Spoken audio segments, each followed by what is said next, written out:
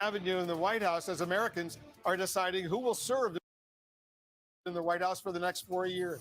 We're standing by for our first exit poll results around the top of the hour. We'll get an early sense of how the coronavirus crisis may be shaping this election. And we're also monitoring the final hours of voting in key battleground states that will ultimately decide the next president of the United States. Let's go back to John King, who's here at the Magic Wall. So what can we expect, John, when the results first start coming in? I think one of the things to expect is the unexpected in terms of the colors you're used to seeing on this map. And there's absolutely nothing wrong with that.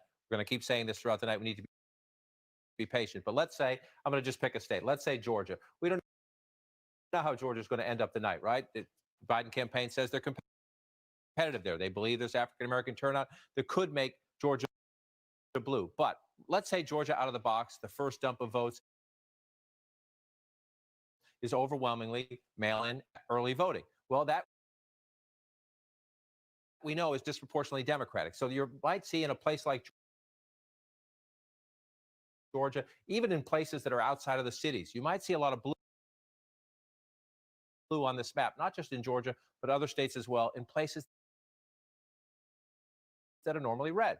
Absolutely nothing wrong with that. Just this means the first thing they processed were the absentee votings or the mail-in votes, and we know that those are disproportionately Democrat. The flip side of that, Wolf, is we know, for example, there are at least a half dozen counties, maybe more in Pennsylvania, that have said they're overwhelmed on Election Day. They're not going to count those mail-in ballots, the early ballots, until very late tonight. Some of them say they won't even start until tomorrow morning. So what does that mean?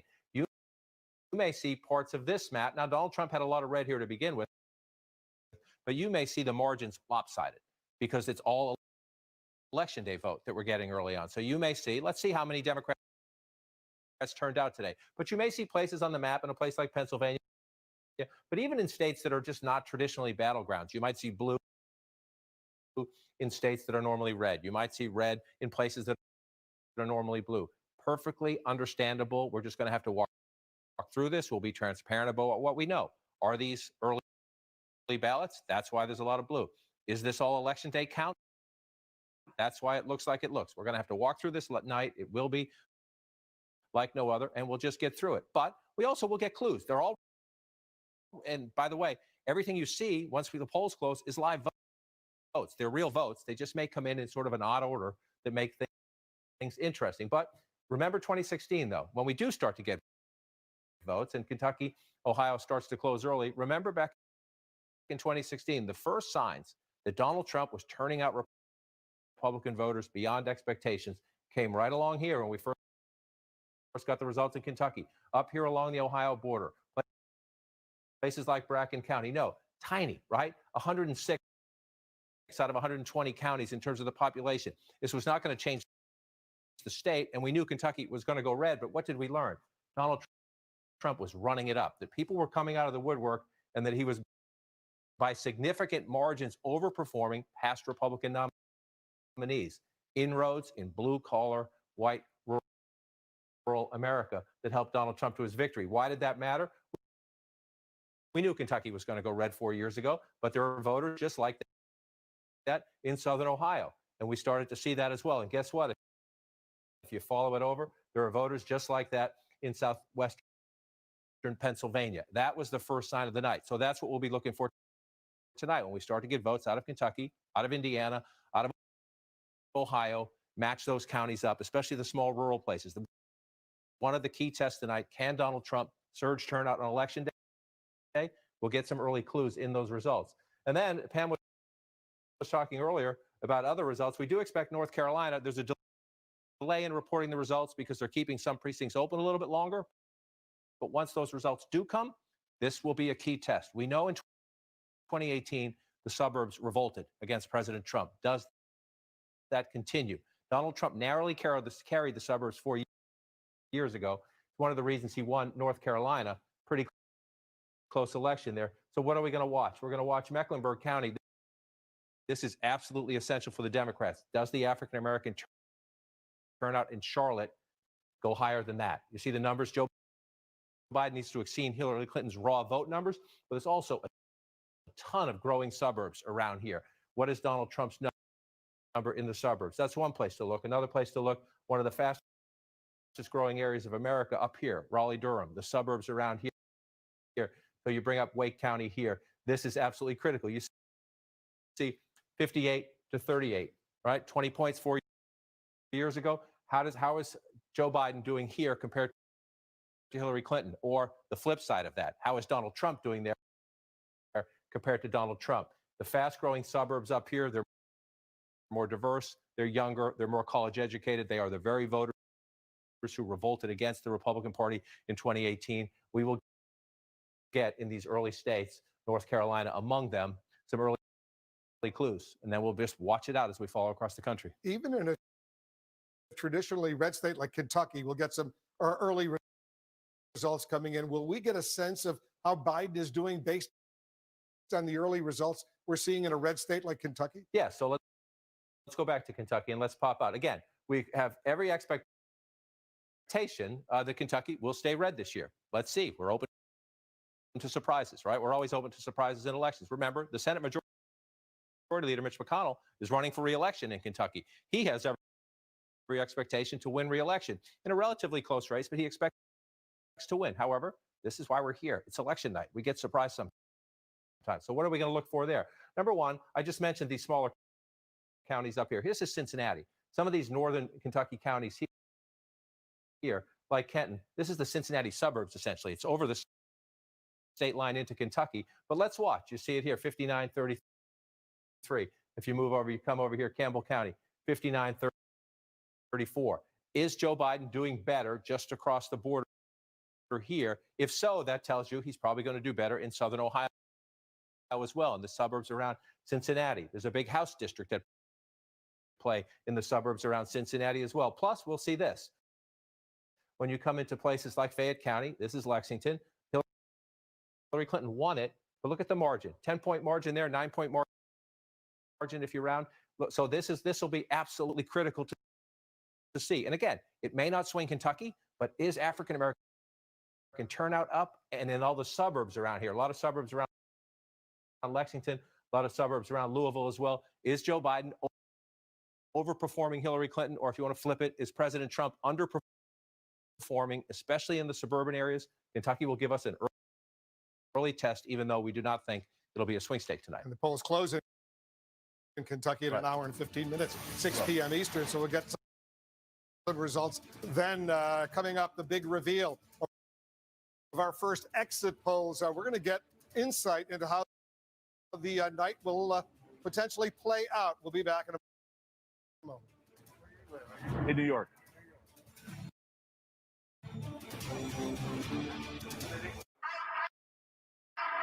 Many law-abiding, high-functioning people have the capacity to snap. It's my internet and phone bill. It just doesn't add up. I'm paying hundreds more per year than what I signed up for. It's all the hidden fees. No one ever told me that. Classic. Spectrum Business doesn't have any of that nonsense. No hidden fees, no contracts. Wow. Yeah. That sounds great, but I'm stuck in my contract, so... No. Spectrum Business will buy you out. Really? Really. Great. Man, I feel like it's April 16th. Insurance plan.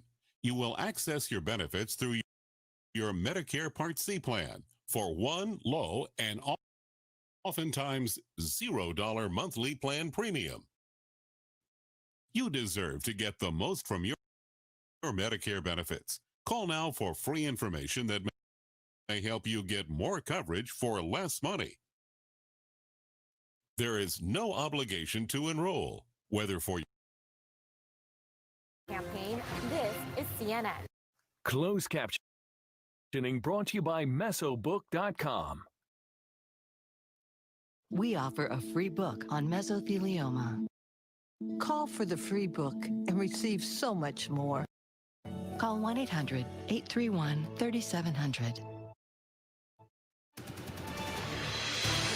President Trump is inside the White House right now as he and all of us await the results of the election. We are just minutes away from sharing the first information from our exit polls of voters with potential hints about the direction of the presidential race. We're also inside voting locations in the make or break battleground states. There's certainly a lot to watch for, especially in these early hours. David Axelrod, as we await some exit poll results, we were just talking about Bracken County in Kentucky, Mecklenburg County, North Carolina as kind of early indicators of enthusiasm for President Trump or for Joe Biden. Where do you watch early on? Well, I think you do choose counties that you think will give you some tea leaves. New Hanover County in North Carolina is a city that has not a county that's not voted for a Democrat for decades, but it's become closer and closer. Trump won it by 4. It's around Wilmington. There's a burgeoning film industry. It's changing in character. It'll be interesting to see if Donald Trump can carry that county. And there are counties in every state like this that are right on the edge that he won, but not by that much. And if Joe Biden turns these counties, I think that gives you a sense of which way these elections are going to go. You know, I think there's also a larger sense here, which is a question of win or lose. Is Donald Trump removing the Republican Party from places that are shaping the next century? And this century, sort of the larger, more urban areas, areas with younger demographics, areas with more mixed and diverse populations. And we'll all be looking at that. But right now, we're all going to be looking at Florida, of course. Yes. Because that report's early. Florida is always an issue. We know it's a tight race. And we know that if the president were to win Florida tonight, that his road to 270 gets easier, and that Joe Biden's gets harder. Joe Biden doesn't need Florida. Donald Trump needs Florida to win this election. And so that's kind of my first choice. Then North Carolina. The truth is he needs them all. He needs them all. He That's needs right. to run the table if he loses Florida or North Carolina or Georgia or Arizona. This becomes very difficult. Florida being the biggest piece, but all of them are necessary if he's going to keep this thing in order so he can get over to Rick's place in Pennsylvania. Yeah, unless he can pick up a Michigan or a Wisconsin. But you're right. I think, to me, Florida is the one you look at. It's the earliest one we're going to get some votes from. And the interesting one that's going to be different from 4 years ago is actually Miami-Dade. Miami-Dade may be a place where Donald Trump, I think he will do better than he did 4 years ago. And it'll be because of the Hispanic vote in Miami-Dade. I mean, we may pick up a congressional seat in Miami-Dade. I mean, there's mostly also Cuban, Venezuelan. Cuban, Venezuelan area. And that's an area where socialism, I mean, a lot of the Republican memes on conservative media were always talking about immigrants from all of these former socialist countries who are passionate. That's one of the reasons I think you're seeing, oddly enough, that Trump is doing well among immigrants, because immigrants who've had this experience with socialism are very, very, very concerned about what they're seeing in the Democratic Party. And I think that's why, trying to tar Biden as something that he's not has been such a big part of the strategy. He's not a socialist. But what's interesting is there are some troubling signs in Miami-Dade, but then in Broward County, you're seeing a massive outpour. And there's some constituencies that we don't talk about enough. The West Indians, the Jamaicans, they love Kamala Harris because her dad is from Jamaica. So that they've got a big push there. You also have the formerly incarcerated folks who got their rights back. The Florida Rights Restoration Coalition got them their rights back. At first, they were kind of like, well, Biden was kind of a mass incarcerator.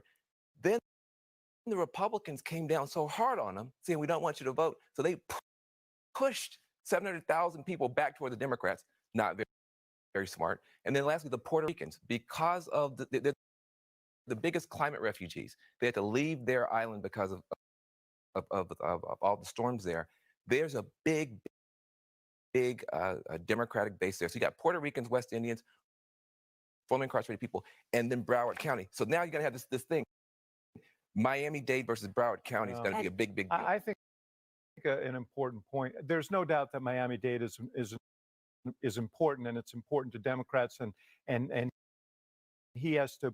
Joe Biden has to perform at least close to what Hillary Clinton did. He doesn't have to do what she did, but the state's more diverse than it was 4 years ago, and Joe Biden is doing much better with white voters, and I think that's going to be a theme throughout this night. That's the weird. You know, he is at polling. Donald Trump beat Hillary Clinton by 20 points in this country among white voters. Joe Biden has cut this to single digits. In Florida, he's cut the lead in half. So you look at a county like Pinellas County, where St. Petersburg is, and that is a county that Barack Obama won in 2012.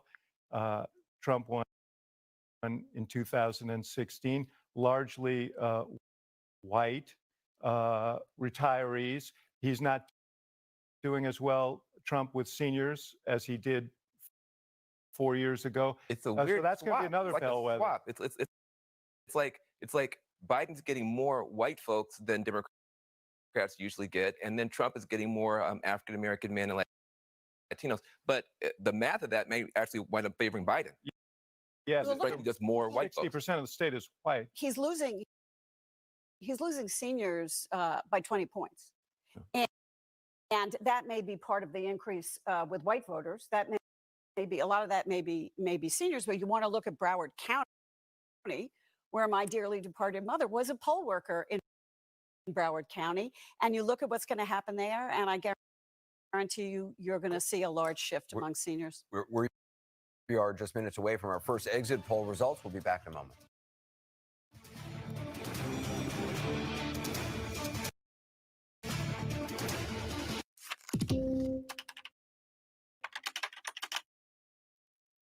Just over a year ago, I was drowning in credit card debt. SoFi helped me pay off $23,000 of credit card debt. And it helped me consolidate all of that into one low monthly payment. They make you feel like it's an honor for them to help you out. Smash yourself. I went from sleepless nights to getting my money right. So thank you. Excuse me, ladies. You're Martin Sheen. I am. Who's Martin Sheen? A guy who's going to help save your family hundreds of dollars on prescriptions with Single Care. Gotta go. Liberal running for Attorney General. Graybill's backed by Defund the Police radicals, and he's never prosecuted a single criminal. Radical Rafe Graybill won't keep us safe. Paid for by Raga Action Fund.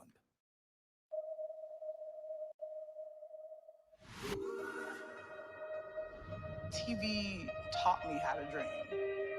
It was a life jacket.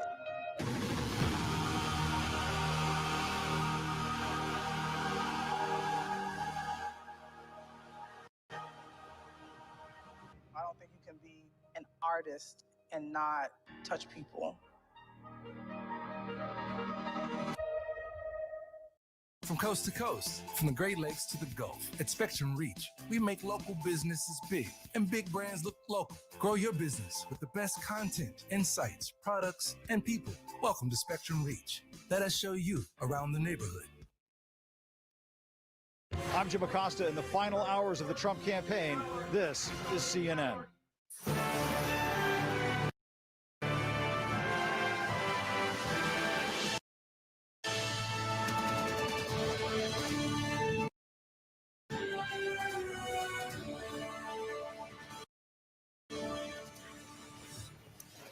We're live here in Washington. Look at these pictures of the White House right now. This is a truly historic contest to win the White House and lead this nation. This is CNN's coverage of election night in America. We want to welcome our viewers here in the United States and around the world. I'm Wolf Blitzer. Right now, Americans are making their choice between former Vice President Joe Biden and President Donald Trump. We're about to get our first look at what those voters care about most. The first exit poll information will be revealed just minutes from now. And we're only about an hour away from getting the first votes of this night. Stand by for that, as well as our first chance to make projections in this presidential race. That could happen in the 7 p.m. Eastern hour, when voting ends in Georgia, Indiana, Kentucky, South Carolina, Vermont, and Virginia. Those states have a total of 60 electoral votes. That's a little less than a fourth of the 270 electoral votes needed to win the presidency. The first key race we'll be watching is Georgia, to see if that traditionally red state turns blue. Lots going on. Let's go back to Jim. Well, we're keeping tabs on the final hours of voting in key battleground states across the country, including Nevada, Michigan, Florida. We're also, of course, staying on top of what's going on behind the scenes of the campaigns. Let's go to Jeff Zeleny, covering Team Biden. Jeff, what are we learning about the former vice president's plans for this evening? Well, Jake, we do know that Joe Biden is now heading home to his home in Wilmington after making a couple stops here after really a day-long stretch of campaigning. And there has been some question about what he plans to do this evening. He told reporters just a few moments ago that he will address the country tonight if the numbers are indicating something that he should. So if there is some type of a result, he will. But his campaign manager, Jen O'Malley Dillon, said earlier today that he definitively would address the country tonight, regardless of the outcome, regardless of where they are in the process. So you can see behind me here, they are setting up a stage here at the Chase Center in Wilmington. It's the exact place where Joe Biden accepted the Democratic nomination and walked out to that drive-in rally. So we could see him here this evening if he decides to address the crowd. But they're also keeping a close eye on what's happening in all of the states. They have a war room set up here in Wilmington, and they do believe that turnout was high today in several battleground states. But they also know, I'm told, that cuts both ways. Republicans, of course, were planning on voting in person. But Florida, of course, is one of the first battleground states we're going to see. There's pessimism I'm detecting, at least early pessimism from key Biden advisors about the uphill lift there in the state of Florida. But votes are still being cast in Florida, so let's keep an eye on that. But of course, we'll see if we hear from Joe Biden tonight or perhaps in the wee hours of the morning. Jake? All right, Jeff Zeleny, thanks so much. Now to Caitlin Collins, who's covering the Trump campaign. Caitlin, President Trump is breaking norms again by spending election night at the White House.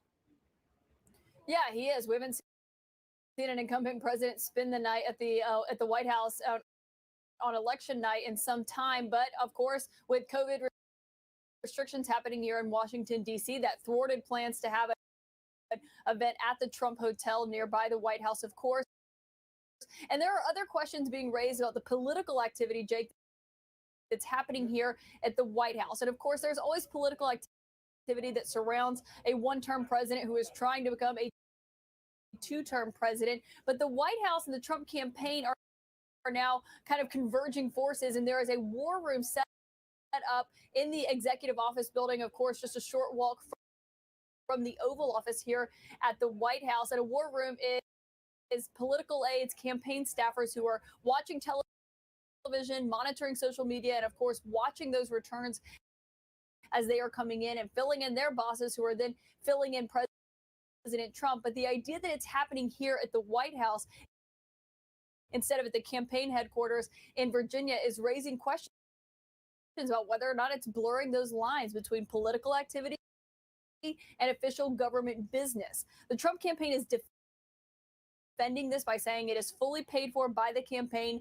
not by taxpayers, even to the Wi-Fi and the computers. And they say no White House staff is involved in that, Jake. But it goes to show you how they've been blurring these lines for several years of the Trump administration. Things like the press secretary appearing on television as a campaign advisor, but of course, starting with this war room that we are seeing happening here on the grounds tonight. All right, Caitlin Collins at the White House, thanks so much. Now we have the first exit poll results now. Let's go to David Chalian with that. David, what do you have? Well, we're learning what sort of the top issue driving voters' choices today, Jake. This is nationally, and again, these are early numbers. They're likely to change as we get more and more information throughout the day from voters. But what was most important, the most important issue for your vote? 34% of voters in this election say the economy, followed by racial inequality. 21% said that, followed by coronavirus at 18% of voters who said that, crime and safety and healthcare policy a little further down. Take a look when we asked, what's more important to you to do right now, contain the coronavirus or rebuild the economy? Look at this, 52% say contain the coronavirus. That beats out the importance of the 42% that say rebuild the economy. And how about a measurement about how efforts are going in the U.S. to contain the coronavirus? Look at this, a split electorate on this today. 48% said U.S. efforts to contain the coronavirus are going well. 51%, a slim majority, say efforts to contain the virus are going badly. And finally, on this note, we asked, what do you think about wearing a mask in public? Is that more of a personal choice or a public health responsibility? Nearly 7 in 10 voters in this election tell us it is more of a public health responsibility. Only 30% of voters in this election say it is a personal choice. Jake? All right, David Chalian, thanks so much for that fascinating results. Also, 48% of the country, Dana, saying that the handling of the pandemic is going well. That's a very high number considering that empirically it is not going well. I mean, there's no health official who says it's going well at all. And it is a different number than what we've been seeing in the polls up until now. But this is a poll, the exit poll is of those who have voted. And, you know, if I am in the Trump campaign, I am looking at that and saying, well, that's better than we thought it would be. Yeah. Because despite, well, that's exactly right. That is a little bit higher. It's better. It's better than yeah. And because look, as bullish as the president and his aides have been in public about the coronavirus, that's not how they feel in private. They understand that this is a referendum on the president and in large part because of the coronavirus. So in that sense, maybe it is surprising. And I'm guessing if I'm going to contact people in the Trump campaign, they're probably going to say the same thing. Yeah, but I mean, some of these other numbers were not that great for the president in terms of, he said 42% in terms of people who think that the economy is the number one issue. And that's what he's been trying to convince people that they should believe, that they should put the economy before managing or controlling the coronavirus. So that's 42%. That's the president and his base. Is that enough to win a presidential election, to be reelected? We don't know, but that is where the president's problems start. It is with this virus and the fact that Americans, even his supporters, 68% of Americans say wearing a mask is a public health priority. So that's the president's supporters and then some. Yeah. So people who support the president want him to be a little bit more responsible on some of these. But the question was in the question in the exit poll, and again, this is not complete. There are still people voting, et cetera. Which is a higher priority, containing the virus or rebuilding the economy? 52% said containing the virus. 48% said rebuilding the economy. Again, if I'm at the Trump campaign or if I'm at the White House, I think that's a lot of people saying rebuild the economy is more important than containing the virus, especially when every credible health expert says you need to contain the virus before you do. And that's what rebuild the economy. Exactly. And that's what Joe Biden's campaign has been all about. I mean, you could probably start a drinking game to how many times he has said, you can't do one without the other. They are completely intertwined. That is a very different message than you've heard from the president. So, we'll see what this means and if this is kind of mimicking what one or the other is saying. The other thing I thought was really interesting in the priorities was racial inequality and how high that was. Right. In with the economy and in with coronavirus. I mean, that has not, I don't remember seeing that. I mean, it obviously is because it's 2020 and we've seen the horrors this year and the way that people have protested because of it. But that was pretty amazing. Yeah. And again, we're trying to divine any sort of significance as to what these numbers mean when it's still incomplete and it's just preliminary data. But I mean, if I am with the Trump campaign and I'm looking at these numbers, I'm thinking this is an electorate that's a lot more susceptible to what we've been saying than what Joe Biden's been saying in general than we thought they would be. Perhaps. Not more so than Biden, but supporters, but more so than we thought they would be. These numbers to me reflect the hyperpartisanship of the American electorate, which has only increased in the last 4 years. A lot of these issues are really determined by what shirt, what team these voters are putting the shirt on for. And so we're going to see that reflected in the numbers. So the president being at 40, the president's view of the economy being a priority, being a little bit higher than his approval rating is fine. But I don't know that that tells you anything. It just continues to tell us that we have a really tightly split electorate this year. All right. Food for thought. Wolf? A lot of food for thought indeed. John King is here at the Magic Wall. Let's get some more on the political impact of the coronavirus pandemic that's still so powerful and so ugly here in the United States. All right, so the early exit polls, as the panel just discussed, we've all watched this political divide play out. Should you wear a mask? Should you not wear a mask? Is it okay to have big rallies on the campaign trail? Should you social distance on the campaign trail? We'll watch the votes and we'll see how it impacts. But we just know without a doubt. We know without a doubt, no matter where you live and no matter how you voted today, coronavirus is in your community. This is a map showing confirmed cases per 100,000 residents. The deeper the red is, the deeper the pain, really. And just look up here. Now, there's no expectation that Joe Biden's going to carry North Dakota or South Dakota. Look how deep the red is up in those states up there. That is the fall surge right now. The fall surge, the average case count above 80,000 new infections a day. The fall surge now way in excess of the summer surge. But let's just walk through some of the battleground states. And remember battleground Wisconsin, right? It's the state the president won 4 years ago. Look at all this deep red right here. And not only has the president been saying we've rounded the corner, the vaccines will be here soon, saying things that just frankly, are not true about the state of the current fight against the coronavirus, to the point that Dr. Anthony Fauci, Dr. Deborah Birx, his own people have been critical of him in recent days.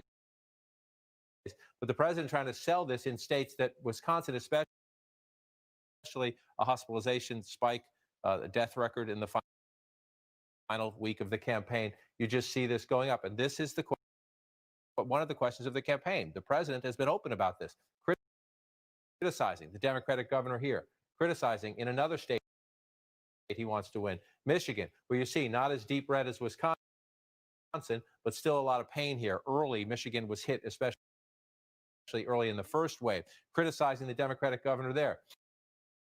Pull the map back, criticizing the Democratic governor in the Commonwealth of Pennsylvania. The president has made this a rallying cry. And many say, why? Because all of those governors, whether it's Governor Wolf, Governor Whitmer, Governor Evers, they're popular. If you look at the polls, however, what the president's people tell you is that this motivates his supporters, and that's what today is about. Will the Trump voters come out in massive numbers? Let's just look through some other battleground states. Again, one of the things we have seen in this campaign, Wolf, is that senior citizens, Donald Trump won voters 65 and over 4 years ago.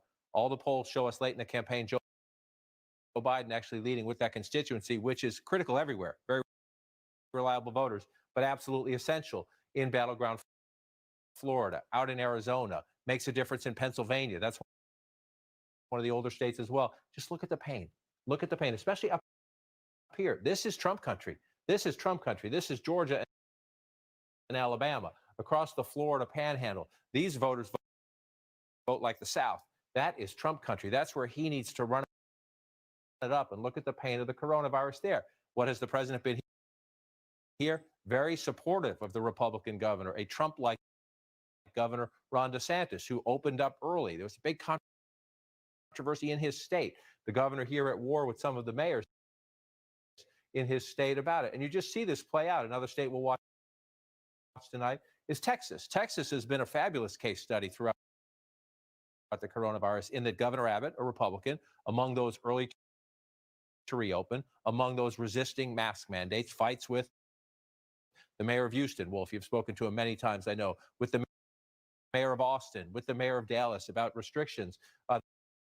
Then Governor Abbott at one point during the summer spike pulling back and saying we need to do more, things like masks. You just see all this pain.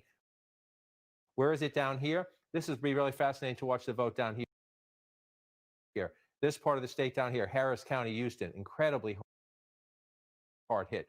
Fastest growing county in the state. Essentially, it's the land mass the size of Rhode Island. If it broke out, it would be the 25th largest state in the country, Harris County. Look at the pain there in deep red.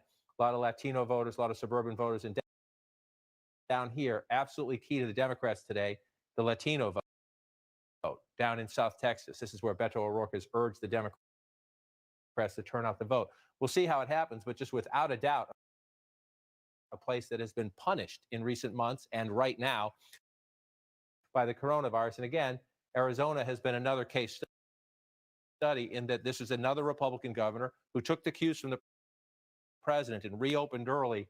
You see all the red, all the deep red here. How does it play out politically, Wolf? We don't know. And sometimes it seems even awful to have a conversation about this in the context of politics, but that has been just unavoidable throughout this year because of the collision between the coronavirus and the campaign. Presidential elections are about leadership. The president's leadership of the pandemic is on the ballot today. Joe Biden has a completely different approach. No matter where you live, you have lived this for 8+ months now. And the question is, how important is it when people vote? And again, I don't mean to minimize it. The coronavirus is everywhere, but in several of the big battleground states, whether we're talking Georgia, Florida, Pennsylvania, Michigan, Wisconsin, Minnesota, Arizona. It's painful throughout the last 8 months, and in some of them with the summer surge, the fall surge, excuse me, especially Wisconsin, for example, Iowa right now, very painful. And we've gotten two very different perspectives from the two candidates as far as the coronavirus pandemic is concerned. What to do as far if you're president of the United States? It's been a big issue. It has been a big issue. And again, that's why these swing states will be so important. Let's just pull up the Commonwealth of Pennsylvania. Be ready not to lock down the country. The